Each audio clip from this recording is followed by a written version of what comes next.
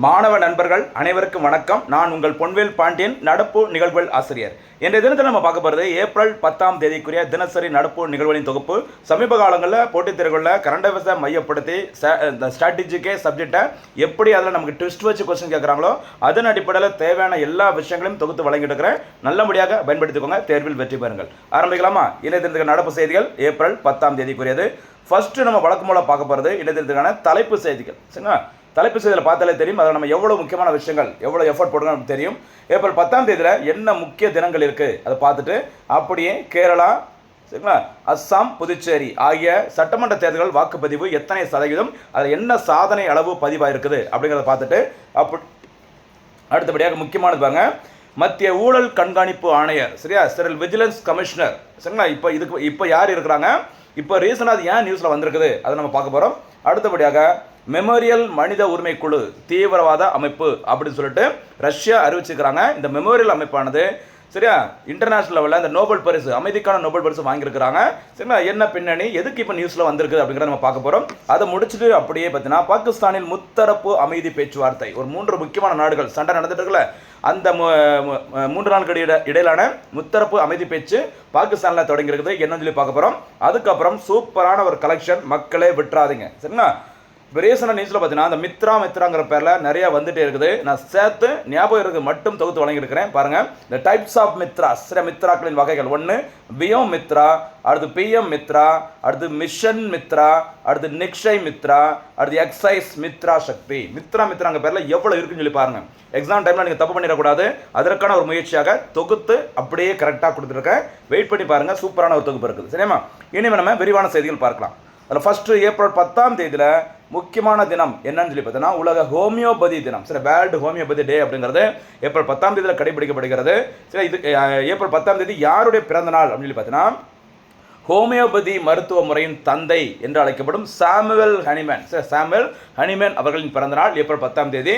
அந்த 10ஆம் தேதி தான் வேர்ல்டு லெவலில் ஹோமியோபதி தினமாக கடைபிடிக்கப்படுகிறது. சரிங்களா, இந்த இடத்துல உங்களுக்கு போனஸ் கல்வியை கேட்கலாம்னு எனக்கு ஆசையாக இருக்குது, சொல்ல பார்க்கலாம். மினிஸ்ட்ரி ஆஃப் ஆயுஷ் அப்படி சொல்லுவாங்களா, AYUSH அப்படி சொல்லுவாங்களா, அந்த AYUSH அப்படிங்கிறது எதை குறிக்கும், அந்த எழுத்தில் வர்ற அந்த வார்த்தைகளுக்கான தேசிய நிறுவனங்கள், நேஷனல் இன்ஸ்டியூட் ஆஃப் டேஷ் அப்படிங்கிற மாதிரி எங்கே இருக்குது அப்படிங்கிறத நீங்கள் கரெக்டாக போனஸ் கிளியர் சொல்லுங்கள். அது உங்களுக்கு ரெவிஷனுக்கு ரொம்ப ரொம்ப யூஸ்ஃபுல்லாக இருக்கும், ஸ்ட்ராட்டஜிக்கு. சரியாமா? அடுத்தபடியாக ஏப்ரல் 10ஆம் தேதி இன்றைய தினம் முன்னாள் பிரதமர் மொரார்ஜி தேசாய் அவர்களின் நினைவு தினம். சரியா, ஞாபகம், நினைவு தினம். மொரார்ஜி தேசாய் அவர்களை பற்றி சொல்லணும்னா, சரியா, லீஃப் இயரில் பிப்ரவரி மாதம் 29ஆம் தேதி பிறந்தநாள் கொண்டாடுகிற ஒரே இந்திய பிரதமர்.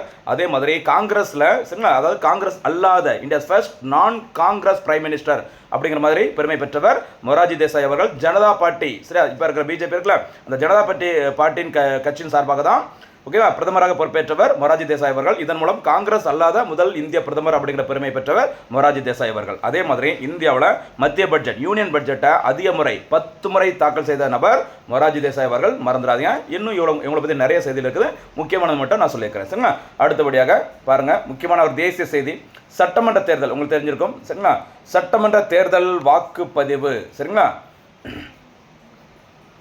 சட்டமன்ற தேர்தல் வாக்குப்பதிவு விகிதம் 2026. சரிங்களா, கேரளா, புதுச்சேரி, அஸ்ஸாம், தமிழ்நாடு, சரிங்களா, இங்கெல்லாம் பார்த்தீங்கன்னா சட்டமன்ற தேர்தல் நடைபெறுது அப்படின்னு சொல்லிட்டு ஏற்கனவே இந்திய தேர்தல் ஆணையம் அறிவிச்சிருந்தாங்க. இன்றைய தினம், சரிங்களா, அதாவது நேற்றைய தினத்தில், ஓகேவா, ஏப்ரல் 9ஆம் தேதி கேரளாவில் சட்டமன்ற தேர்தல் நடைபெற்றது. அதோட மொத்த வாக்குப்பதிவு எண்ணிக்கை 78%. அதே மாதிரி கேரளாவில் இருக்க மொத்த சட்டமன்ற தொகுதியின் எண்ணிக்கை 140. சரி, 140 தொகுதிகளை கொண்டது கேரளா.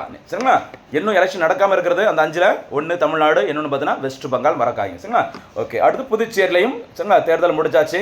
89.87% வாக்குகள் பதிவாக இருக்குது. சரியா, கிட்டத்தட்ட பாருங்க, சரியான ஒரு ரெக்கார்டு. ஓகேவா. அடுத்தபடியாக புதுச்சேரியில் இருக்க மொத்த சட்டமன்ற தொகுதிகளின் எண்ணிக்கை 30. அப்போ கேரளாவில் இருக்க மொத்த தொகுதிகள் 140, புதுச்சேரியில் மொத்த தொகுதிகளின் எண்ணிக்கை 30. இது ஏன், அதாவது எல்லா மாநிலங்கள் யூனியன் பிரசிடன்ட் நம்ம கண்டிப்பாக தெரிஞ்சிருக்கணும். எலெக்ஷன் முடிஞ்சிருக்குது, அதுவும் தமிழ்நாடு எலெக்ஷன் நடக்கும்போது வேறு எங்கெல்லாம் நடந்துக்குதோ அதை அப்படியே செட்டாக கொஞ்சம் பார்த்துக்கோங்க. தொகுதியின் அடிப்படையில் இவங்களெல்லாம் தனியாக ஒரு செட்டாக கூட கேட்கலாம். சரிங்களா, அடுத்து அஸ்ஸாமில் மொத்தம் 126 தொகுதியில் இருக்குது. இங்கு நேற்றைய தினம் நடைபெற்ற அந்த எலெக்ஷனில் பார்த்தீங்கன்னா 85% வாக்குகள் பதிவாக இருக்குது. அஸ்ஸாம் வரலாற்றிலேயே அதிகபட்ச அந்த வாக்கு பதிவு விகிதம் 85%. ஞாபகம் வச்சுக்கோங்க, மறக்கக்கூடாது. சரிங்களா, ஓகே. அடுத்த செய்தி போலாமா? அடுத்து ஒரு இன்டர்நேஷனல் லெவலில் ஒரு முக்கியமான ஒரு செய்தி பாருங்க, மெமோரியல். சரியா, மெமோரியல் அப்படிங்கிற பேரில் ஒரு மனித உரிமை குழு இருக்குது. சரி, ஹியூமன் ரைட்ஸ் கமிஷன் ஒன்று இருக்குது. சரிங்களா, இது தீவிரவாத அமைப்பு அப்படிங்கிற மாதிரி யார் அறிவிச்சிருக்கிறாங்க? ரஷ்யா. பாருங்க, ரஷ்யாவின் மனித உரிமை அமைப்பு. சரி, ரஷ்யாவில் இருக்க ஒரு ஹியூமன் ரைட்ஸ் கமிஷனோட பேர் தான் நம்ம மெமோரியல்.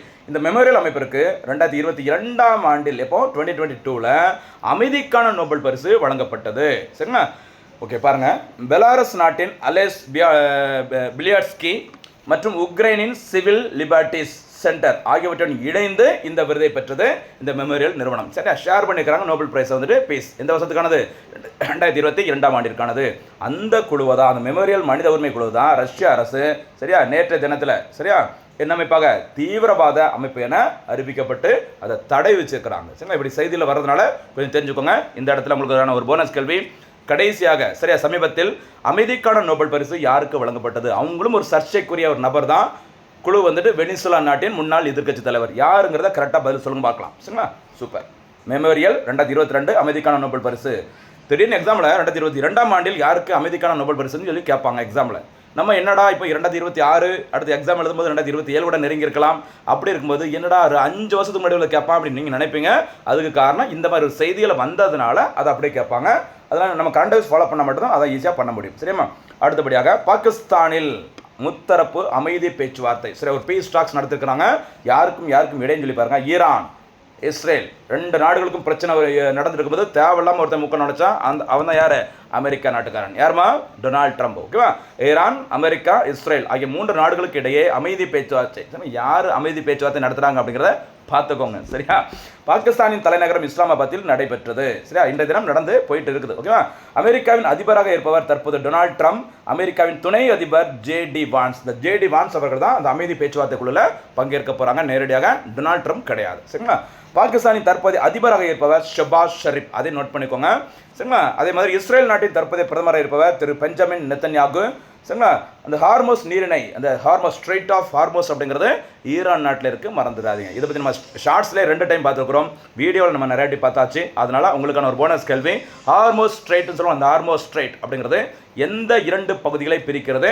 அதை சுற்றி இருக்கிற முக்கியமான 3 நாடுகள் எவை? இதை நீங்கள் கரெக்டாக சொல்லுங்க பார்க்கலாம். உங்களுக்கு மெமரியில் கொண்டு வரணும், ஞாபகப்படுத்தணும். அதுக்காக தான் இந்த போனஸ் கேள்வியெல்லாம் கேட்குறது. சரிங்களா, அதே மாதிரி ஈரான் நாட்டின் தற்போது அதிபராக இருப்பார் மசூத் பெசஸ்கியான் அவர்கள். சரிங்களா, இவங்களுக்கு இடையாக தான் பாகிஸ்தானின் தலைநகரம் இஸ்லாமாபாத்தில் அமைதி பேச்சுவார்த்தை தொடங்கி இருக்குது. அமைதி பேச்சுவார்த்தை நடந்துட்டு இருக்கும்போதே இஸ்ரேல் லெபனான் மேலே அட்டாக் தொடங்கி இருக்கிறாங்க. சரிங்களா, என்ன நடக்குன்னு தெரியல, பார்க்கலாம். சரிங்களா, அமைதி பேச்சுவார்த்தை நடத்துகிறாங்களா, அதை வச்சுட்டு பேரில் வேறு ஏதாவது பிளான் போடுறாங்களா இல்லைன்னு தெரியல. அடுத்து ரொம்ப முக்கியமான ஒரு செய்தி பாருங்கள்.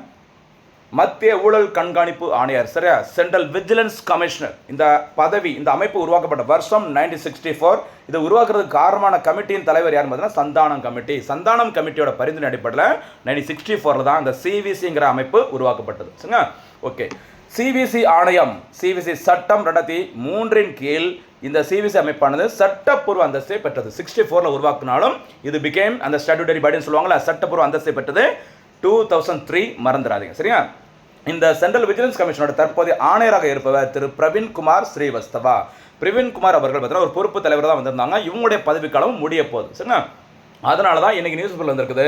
ஓகேவா, இந்த ஊழல் தொடர்பான பணிகளில் 25 ஆண்டுகள் குறைந்தபட்சம், எவ்வளோ ஏறுமா 25 ஆண்டுகள் குறைந்தபட்சம் அனுபவம் இருந்தால் நீங்கள் விண்ணப்பம் செய்யலாம் அப்படிங்கிற மாதிரி கொடுத்துருக்குறாங்க மத்திய அரசு ஒரு நியூஸில். ஓகேவா, பாருங்கள், நியமனம். இவரை நியமனம் செய்வது குடியரசுத் தலைவரால் பிரதமர் தலைமையிலான குழுவின் பரிந்துரையின் பெயரில் நியமிக்கப்படுகிறார். அப்போ யார் வந்துட்டு பரிந்துரை பண்ணுறாங்க? பிரதமர் தலைமையிலான சரியா இந்த குழு தான் பரிந்துரை செய்வாங்க. நியமனம் செய்யப்படுவதர் யாரால்? இந்திய குடியரசுத் தலைவர் அவர்களால். சரியா, இவ்வாறு தேர்ந்தெடுக்கப்படும் குடியரசுத் தலைவர் நியமிக்கப்படும் இந்த சிவிசி அவர்களுக்கு பதவிக்காலம் 4 ஆண்டுகள் அல்லது 65 வயது வரை. சரியா, 4 வருஷம் அல்லது 65 வயசு வரைக்கும், இல்லை எது ஃபர்ஸ்ட் வருதோ அது வரைக்கும் அவங்க இந்த பணிகளில் இருப்பாங்க. சரியா, ஒரு முக்கியமான வேலை மத்திய அரசு துறைகளில் நடக்கும் ஊழல்களை கண்காணித்தல் மற்றும் சிபிஐயோட விசாரணையை மேற்பார்வையிடுதல். இது எல்லாமே என்னுடைய வேலை, இந்த சென்ட்ரல் விஜிலன்ஸ் கமிஷனோட வேலை. ஞாபகம் வச்சுக்கோங்க. 64 உருவாக்கி இருக்கிறாங்க. சட்டப்பூர்வ அந்தஸ்து பெற்றது 2003ஆம் ஆண்டு. தற்போது தலைவர் பிரவீன் குமார். சரிங்களா, பதவிக்காலம் 4 ஆண்டுகள் அல்லது 65 வயது வரை. மறக்காதீங்க. சரிங்களா, அடுத்து நம்ம ஏற்கனவே சொன்ன மாதிரி ஒரு முக்கியமான தலைப்பு சொன்னால பார்க்கும்போது நோட்ஸ் சிம்பிளாக லைட்டாக இருக்குது, ஆனால் அவ்வளோ முக்கியமாக இருக்குது. மித்ரா என்ற பெயருடன் தொடர்புடையவை. இங்கே எக்ஸாமில் தப்பு பண்ணுறதுக்கு சான்ஸ் இருக்குது, அதனால நான் சேர்த்து கொடுக்குறேன் பாருங்கள். ஃபர்ஸ்ட் மிஷன் மித்ரா நம்ம தொடர்ந்து பார்த்துட்டு இருக்கோம். நம்ம வீடியோ நீங்கள் தொடர்ந்து பார்க்குறவங்களுக்கு எந்த கன்ஃபியூஷன் இருக்காது. பார்க்காதவங்க இப்போ தான் ஃபஸ்ட் டைம் பார்க்குறவங்க தொடர்ந்து பாருங்கள், நிறைய கிளாரிட்டி கிடைக்கும். சப்ஜெக்ட் ஸ்ட்ராட்டஜிக்கு கரண்டாக பேசலாம் சரிங்களா.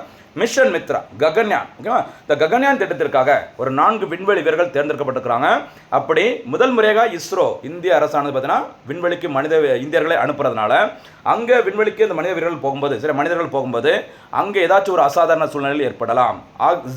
அந்த ஆக்சிஜன் தேவையான ஆக்சிஜன் கிடைக்காம போகலாம், ஏதோ ஒரு தொழில்நுட்ப பிரச்சனை வரலாம். இப்படி ஏதோ ஒன்று பிரச்சனை வரும்போது அந்த விண்வெளி வீரர்களின் மன வலிமை சரியா உடல் வலிமையை சரியா உறுதி செய்வதற்காகவும் அவங்க எந்த அளவுக்கு ஒருங்கிணைப்போடு ஒரு இக்கட்டான சூழ்நிலை விண்வெளி வீரர்கள் செயல்படுறாங்க அதை சோதிக்கிறதுக்கு தான் ஒரு திட்டம் சரி ஒரு பயிற்சி திட்டம் தொடங்கப்பட்டது லடாக்கின் லே என்ற பகுதியில். அதுக்கு வச்ச பேர் தான் என்ன பேருமா?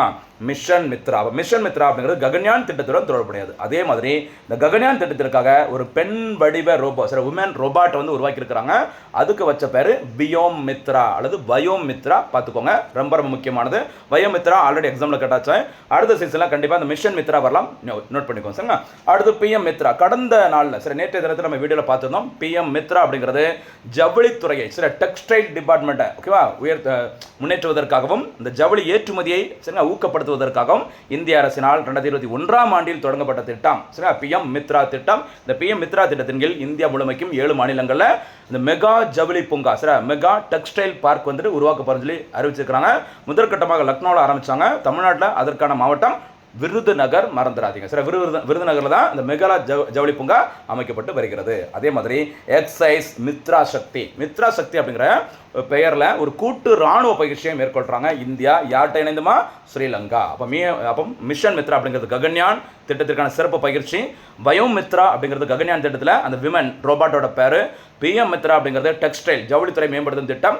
எக்ஸைஸ் மித்ரா சக்தி அப்படிங்கிறது இந்தியா ஸ்ரீலங்கா இடையிலான கூட்டு ராணுவ பயிற்சி. சரியா, சூப்பராக கொடுத்துருக்கோம். மக்களே மறந்துடாதீங்க லைஃப்பில், ஓகேவா? அடுத்தபடியாக இன்றைய தினத்திற்கான சூப்பர் 6 கேள்விகள். முதல் சூப்பர் 6 கேள்வி, ஹோமியோபதியின் தந்தை என்று அழைக்கப்படுபவர் யார்? இரண்டாவது சூப்பர் 6 கேள்வி, வயோம் மித்ரா அல்லது வியோம் மித்ரா எதனுடன் தொடர்புடையது? மூன்றாவது சூப்பர் 6 கேள்வி, மத்திய ஊழல் கண்காணிப்பு ஆணையம் எப்போது உருவாக்கப்பட்டது? சிவிசி சென்ட்ரல் விஜிலன்ஸ் கமிஷன் எப்போது சட்டப்பூர்வ அமைப்பாக மாற்றப்பட்டது? ஐந்தாவது சூப்பர் 6 கேள்வி, மிஷன் மித்ரா பயிற்சி திட்டம் என்றால் என்ன, எதனுடன் தொடர்புடையது? ஆறாவது மற்றும் இறுதி சூப்பர் 6 கேள்வி, பிஎம் மித்ரா திட்டத்தின் கீழ் தமிழ்நாட்டில் எங்கு மெகா ஜவுளி பூங்கா அமைக்கப்பட்டு வருகிறது? இதற்கான பதில்களும் சொல்லுங்கள். நடுவில் நிறைய முக்கியமான போனஸ் கேள்வின்னு கேட்டிருக்கிறோம். இந்த கேள்விகள் கேட்குறது எல்லாமே உங்களுக்கு ஒரு ரிவிஷனாக இருக்கணும் அப்படிங்கிறதுக்காக தான். தொடர்ந்து ஃபாலோ பண்ணுங்கள். நம்ம ஹார்ட் ஒர்க் பிடிச்சது அப்படின்னா சேனலை சப்ஸ்கிரைப் பண்ணிவிட்டு பெல் பட்டனை கிளிக் பண்ணிக்கோங்க சரிங்களா, லைக் பண்ணிக்கோங்க. மீண்டும் சந்திக்கலாம். நன்றி, வணக்கம்.